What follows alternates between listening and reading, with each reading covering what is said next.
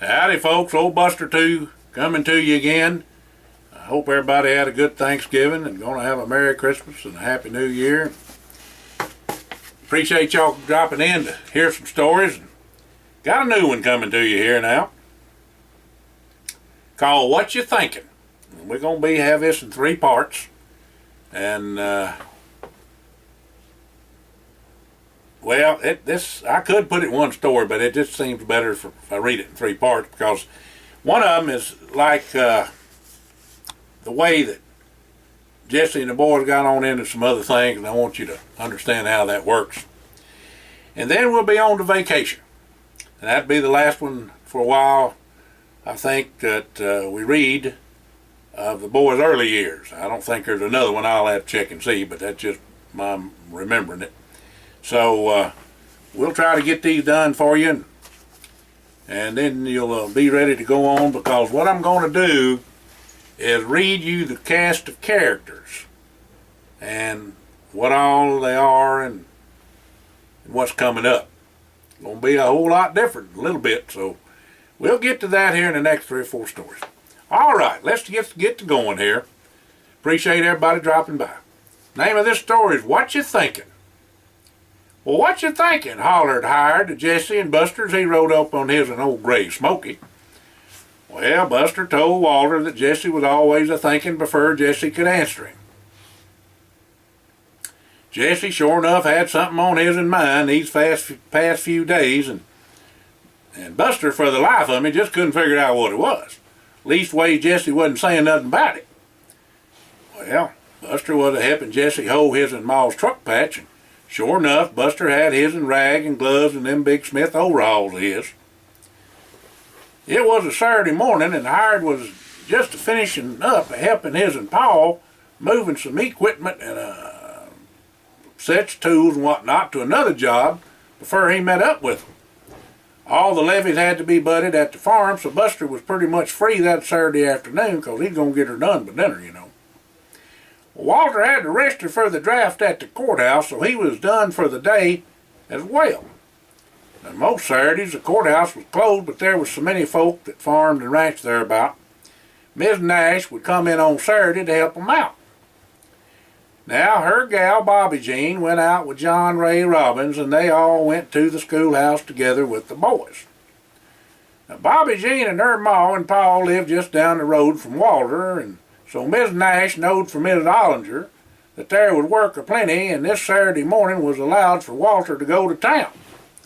Instead of riding in with them, he rode on over on Old Smoky and then went on to Jesse's. Well, Jesse sure enough was a-doing some hay scratching and wasn't a-making no bones about telling on his himself neither. Well, all the boys knowed they'd know what it was on his and mine and Jesse's own good time. Well, dinner time come around, and all the boys gathered up by then, and Miss Ollinger and Miss Holmes and Buster's grandma come on by on the way home from the home demonstration meeting to get Miss McBrayer. Now, all them ladies knowed each other from way back and had been friends before the boys was even born. They remembered when Buster's grandma took in Buster since the time he was 2 months old. Now, Buster's mama worked out over at the airport during the war, and there just wasn't no place for a youngin'. And in them days, folks took care of their own. Now, all the boys had been thick as sorghum molasses since they was born. Now, Buster was the oldest, and then Jesse next, then come Walter, and then Hired. I'm a-telling you, just 'cause them boys of the country don't mean they ain't smart as a whip, neither. Now, later on in life, them boys done some things brain-wise, and each of them had a heart of gold. The raising they all had was the best, even though all of them was some different. Now, Buster's was like they done in the old country in Czechoslovakia, where his and Mama's people hailed from. But they was all honest as the day was long and worked hard and saved their money. Now, after one heck of a dinner that Miss McBrayer fixed up for the boys and women folk, they all left on out. Jesse said to stop by Leake's drugstore first, and they would take the back booth and visit for a spell. Buster told Walter and Hired to watch out, 'cause here it comes. Jesse's going to tell him what all had been on his and mine. Sure enough, he done just that. Now, after a bit of ice cream, the boys left on out a walking down Main Street, and they seed Mr. Abels a pointing his finger at something on the other or other whilst he was a-talking to a feller. Funny thing is, that finger was the one that the squirrel done bit, and it was as straight as a poker and a bit gnarled up. Him a-waving that middle finger sure took folks by surprise, I tell you. Woo! Kind of reminded the boys of Ollie the Mare down by Indian by Old Bridge. He always told the story of a feller getting his finger bit by a coon. He said a squirrel or a beaver was worse than that. Well, old Ollie just squatted in a shack on the side of the bayou. Just odds and ends of boxes and crates and old cast-offs folks throwed away in the garbage heap was what he made his living space from. Smelled to high heaven too, folks. He done had a passel of dogs that kept him company and slept with him too. The county would come by ever so often and clean up the garbage pile, and he would throw a hissy fit about that, I tell you. Said he needed that stuff out of there. Never seen so much dirt caked on a feller, but I guess you couldn't expect much seeing how gumbo mud would stick to anything. Well, Buster done come out and told the boys they was going to go to Canada on a train ride, and he done got the tickets, and they was non-refundable. Well, Jesse done about come unglued, I tell you. He don't waste no money on nothing and sure ain't going to lose none on an airplane or a train ticket. Now, Jesse told Buster that he didn't rightly know if he could make it or not. Well, Buster told him he had to go since the tickets was done bought and paid for. Walter and Howard told Jesse they was going to hog tie him and let Buster sit on him too if he didn't allow to go with them. Well, Jesse said he done figured on doing what he set out to about his thinking on the project and just didn't have the time. Well, the boys told him he would just have to make the time and put his and IDs on the back burner till they got back. Well, Jesse had been reading up on a feller by the name of Nikola Tesla. He was some kind of smart feller back in the day and had some pretty radical IDs, some folks said. Well, anyhow, Jesse done got the notion, so to speak, a kind of dissipating ray that could spread a small amount of stuff over a wide area. Well, Jesse done got a whole bunch of information from his learnating at the University of Alabama, and it tweren't all about lawyering neither. Jesse done made up a natural organic pesticide insecticide from them creams he was always a-fooling with, and the neem tree. Well, Buster knowed something about that there tree too, and seed one in person at the Como Conservatory there in Minnesota when he went to a visit at Lulu's folks. Well, Buster was right on track with Jesse on that subject because he sure thought it would be used on the farm. Or it could be. Whilst all this was all well and good, Walter and Howard just needed to be brought up to speed on this here confabbing. Well, that was done short order. Jesse pulled out some notes and papers and let all of them read what all it said about the neem tree.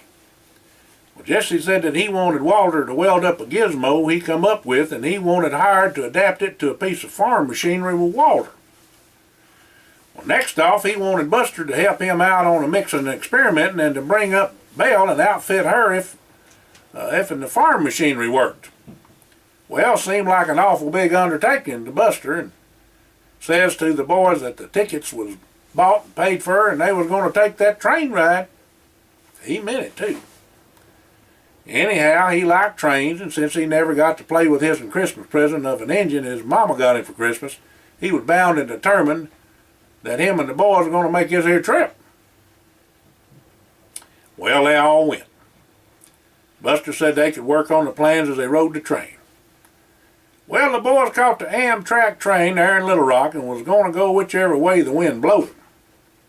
To Banff, Canada, or into Alaska, and all points in between. The thing is, Jesse told the boys, is that all these dang chemicals is going to kill this planet and folks to boot if something wasn't done. Folks was hungry in this old world and needed help. Jesse said the folks they seed in Zambia proved that. The captain had been talking to Dhaka, and between the food shortage and the malaria and dengue fever, his village and other folks there was in trouble. Well, Dhaka asked if Jesse and the boys might figure a way to help them. Well, Jesse told Dhaka that he would cipher on it and see if they might come up with something. Appears like he done just that, don't it? Buster laid out the route they was a-taking with options of changing the direction or plan along the way throwed in for good measure. First stop, St. Louis, Missouri. Now, Walter done told all the boys he just had to see how they done built that there arch. You see, Walter done took up drafting and welding for quite a spell now, and nobody really knowed all this but the boys. Well, Buster told them all since they was in St. Louis, and on this here long trip, he wanted to try a barbecue when they stopped. Well, Jesse piped up and said he sure enough loved barbecue too and wanted to try the different kinds. Well, when the boys got to the arch, the gateway arch they called it, Walter took on off on his own to see how the thing was built. Along the way, he met up with the maintenance folks and an engineer inspecting the thing. Well, don't you know it, them boys cottoned old Walter right off the bat and took him inside and out of that arch. Heck, fire, he pretty well knowed all there was to know about the thing before he was done. They even let Walter help do some maintenance work while he was with them. Well, he sure enough had plenty to tell when he got done, I tell you. The boys was all hungry and all get out when he got back and listened to every detail whilst eating barbecue at C&K on Jennings Station Road. Well, Buster was in hog heaven with them sweet tater pies, and he done ate 2 of them before they left out. Walter told him that the arch was 630 foot tall and 630 foot wide. All the measurements was took at night so the sun a-shimmering wasn't going to mess up the calculations in building the thing. Walter had a passel of facts about the arch and that the engineer had give him, and he sure did have a rip-roaring time telling them all about that to the boys. He got so long-winded that he made them miss their train and they had to spend the night so they could catch the next train out. Buster said he was glad they wasn't on no set timetable or they would be in a pickle for sure, and they was only on their first stop. Walter showed the boys the information he was give about the arch, and it said it was quite the thing to see and to build. And all the information was he gathered up for them and give each boy something to read on the train, he said. Well, it was getting nigh on to 1 a.m. in the morning before the boys got to bed, after all that talking to Walters. Hired had the last word. Visiting was right fine, but him and Buster was fuller than a tick on barbecue and sweet tater pie, but he had a little surprise for 'em. Hired done brung out a dozen peach and apple fried pies for the lot of 'em and a jug of old McBrayer. Said they was set for the next day. Well, Buster turned off the lights and the snoring commenced. Second stop, Chicago, Illinois. Buster said if and they was going to see a ball game twixt the Cubs and the White Sox, he ought to bring his shooting iron. They got plumb fractious.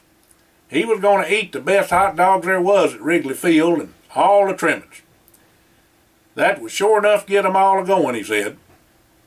Well, after the game, the boys took a tour on a tour bus and seed all the sights in Chicago. And after spending the night, the boys headed on out to their next stop. The third stop was Bangor, Maine. Buster said, "Boys, I got a surprise for y'all. Remember when we come to Maine and we eat them oversized crawdads? Well, the feller that sells the bestons has got a little shindig going on with what they call a lobster and crab boil. It just is his and family and a few friends, and when I called him up whilst setting up this trip, he done invited us to spend the evening and eat a bite with him. Feller's name is Cap Morrill. He done made a pretty darn good living at fishing too, he told me, and to tell y'all to bring an appetite. They's going to have plenty to eat and fixing to boil up a pot full of live Maine lobsters and with the choicest steamer clams and sweet black mussels to be had. Melt in your mouth bacon-wrapped scallops and shrimp cocktail, and then a selection of rich and creamy New England chowders with sweet corn and red taters to boot. For dessert, they's going to have them Bangor brownies, cheesecake, and blueberry pie. Buster said he just couldn't wait to put a lip lock on them kind of eats. Well, whilst at the supper Cap put on, one of the fellers said there that there was a little contest the next day they might be interested in. All the loggers got together for a little contest, and he thought it'd be right interesting for the boys. The boys seen all manner of events that a logger would do in making his living. They was sawing and climbing poles like trees and throwing axes and a thing called burling. What really is log rolling. And they were some of the things the loggers was competing in. Now the feller that told them to come and see the events come with a bunch of other fellers and got all the boys to try the log rolling. Now that was a sight to see, I tell you. Buster didn't even make it to get on the darn log, let alone stand up on it. He was just too big. Walter finally got up on his'n, but like to have learnt his himself when he fell off. He straddled it. Well, Hired and Jesse done pretty good at staying on their logs, but when they put a feller on each of their logs is when the flailing the arms and hollering began. Jesse and Hired was both pretty quick, but not quick enough, I'm here to tell you. Both of them hit the water after about 2 or 3 rolls of their logs. Needless to say, all the boys got wetter than the frog, but dried out pretty quick, and everybody was having a good time of laughing. Supper was light, seeing how the picnic lunch was more than the feller could eat in a week. Another night, off again.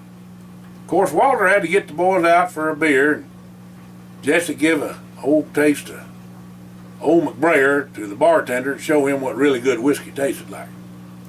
Feller wanted to keep the whole bottle, but Jesse said he could get some from Aunt Judith if he'd write her and give him his address and name.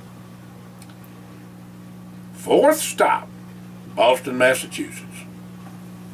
Now Buster just had to have some of them dim sum dumplings there in Chinatown he'd heard about so often. The boys was at a big old table, and all 4 of them ordered the biggest mess of stuff you ever did see. Heck, fire, they didn't know from Adams off Ox what they was a-doing, so they took the advice of the waiter and just ordered what sounded good.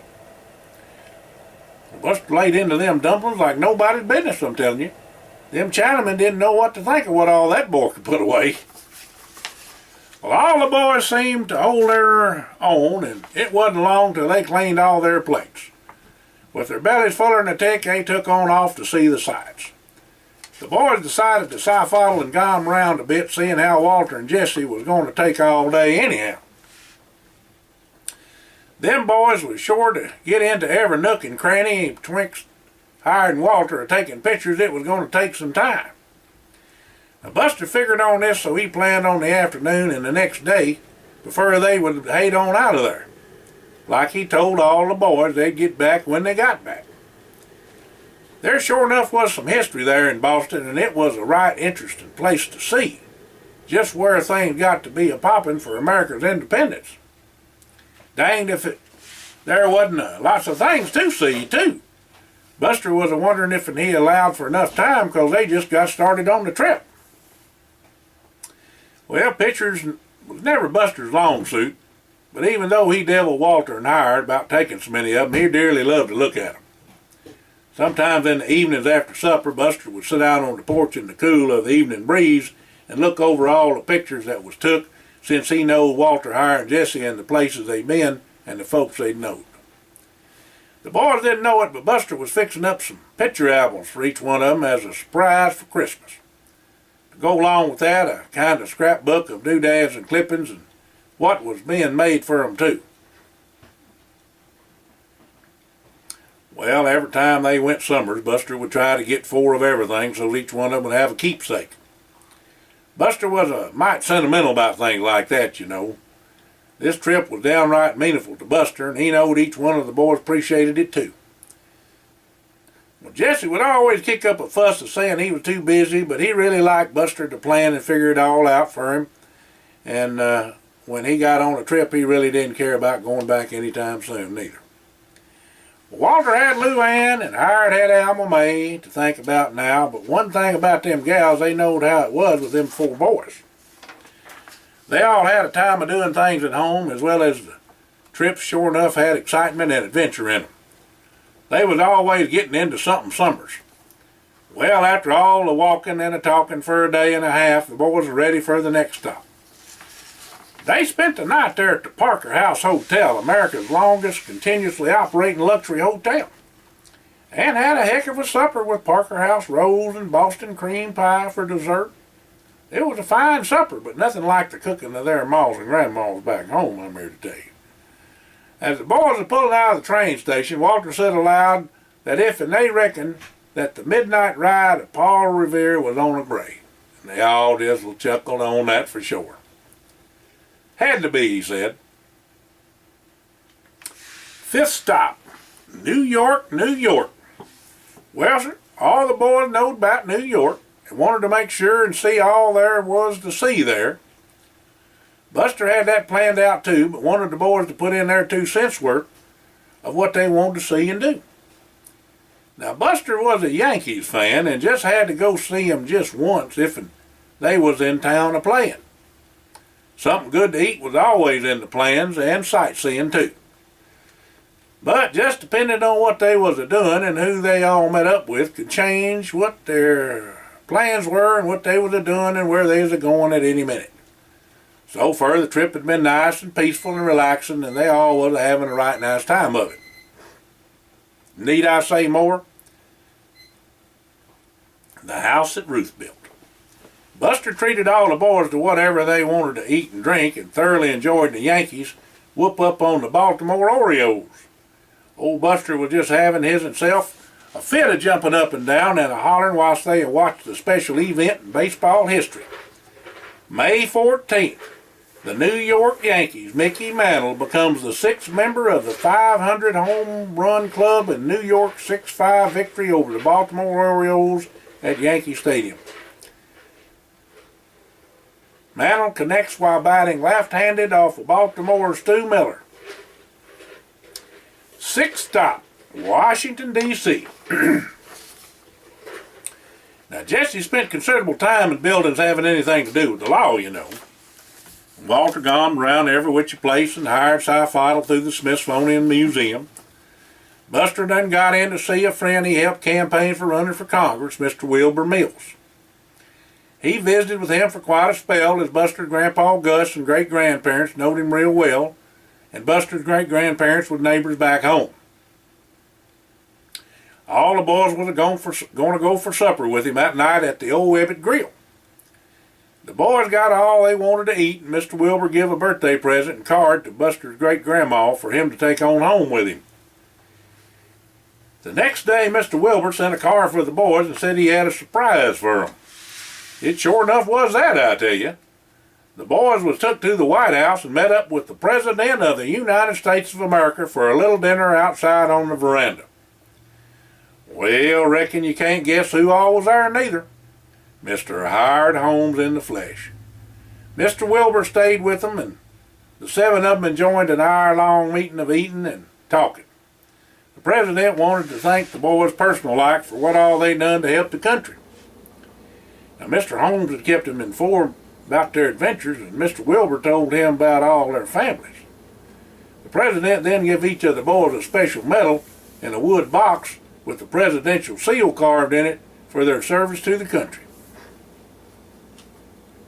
Then the President had to leave and shook hands with the boys, and Mr. Holmes said he was going to take them into the train station. The boys said their goodbyes to Mr. Wilbur and thanked him for everything and left on out. Well, Mr. Holmes said that him and Dalton and Devane was going to stop in one day soon and to tell their folks they was a-coming with an appetite. Washington was a right memorable experience. There was a letter that Mr. Holmes gave to each of the boys as they was boarding the train. He said to open it later. All the boys told Mr. Holmes it was good to see him again and was on down for him to come to see them all at their place. Them letters was quite the thing. Jesse got an invite from the Attorney General and the Supreme Court to visit and had an intern job with him when he graduated law school. Now, Walter done got made an honorary member of the U.S. Cavalry and a standing invitation to ride his and Gray in any government procession involving horses. Well, Well, Howard got an invite to help out with the projects with the Navy Seabees and the U.S. Corps of Engineers. And best of all, appointed as a liaison for the National Academy of Sciences to the Association of Zoos and Aquariums. Now, Buster got more than he bargained for. Mr. Holmes would see if Buster went into doctrine or politics or whichever he done or both, he was going to see that he had his chance to do what he wanted. Buster told the boys about all he figured to do was farm or chop wood, but might go on to school because he didn't like them things too much. What the boys did not know was that Mr. Holmes done had all the test results the boys took in school. He knowed exactly what was their specialty and interest, and especially since he had been in all the things they done for the Presidential Corps. The boys learned later on that Mr. Holmes said about the only things that could muddy the water for the boys was a woman. How true that was. 7th stop, Savannah, Georgia. Well, there was some sure enough talking and speculating on the ride to Savannah. It would be good to see Bebe and her folks and visit for a spell. They all agreed they might stay over for a bit if it worked out that way. Well, Jessie called to see if Bebe was round and wanted to see the boys. She sure enough was, and having a fit to see Jessie. Them pheromones of his'n was a-beating him there and a-doing their magic on them women folk, no matter about that. No doubt. Bebe's ma said to get on over there and be quick about it, too. She sent Bebe and her pa to fetch the boys and said she would have supper waiting on the table when they got there. The boys got 'em a room after they was picked up by Bebe and her pa and then cleaned up a mite and changed clothes. True to her word, Miss Evelyn had the table set and supper on the table when they all got to their house there. Frank, Bebe's pa, brung out a bottle of Old McBrayer after supper, and they all sit around the living room with drinks, and the boys got to telling all about their trip. Now, everybody got caught up on family and business and all, and when they looked up, it was nearly about 2 in the morning. Frank and Bebe took the boys back to their hotel, and they made it up with Bebe to take a tour of the city and see the sights the next day. Of course, she had a car and would do the driving since she knowed where to go. Bebe told the boys the next day that Mr. Holmes called and was glad they could all visit for a spell. It would do her good. She was still on leave and wasn't going to go back to work for a bit, but was doing real good now. Her wounds was healed and she wasn't needed for a mission right now, so Mr. Holmes had her on R&R. The boys had made calls to their folks and brung them up to date on their travels and what all done happened.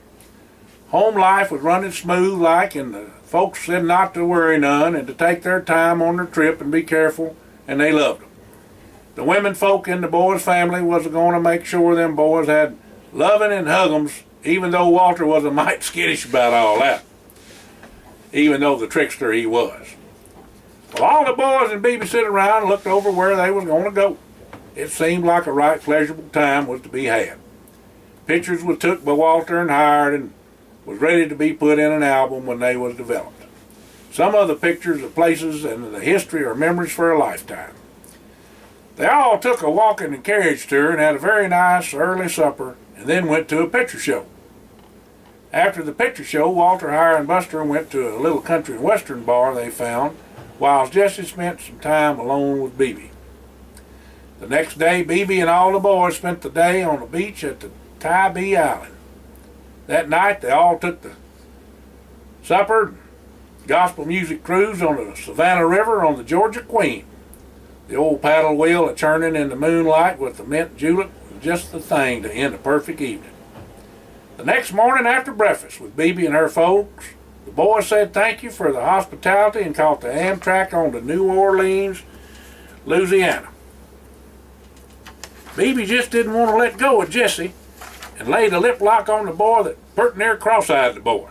Them pheromones had that gal all in the dither, I tell you. The boy sure had a rib Jessie something about that kissing him redder than a beet. He said he just had to figure on out how to control them pheromones, 'cause he could make a fortune off of that.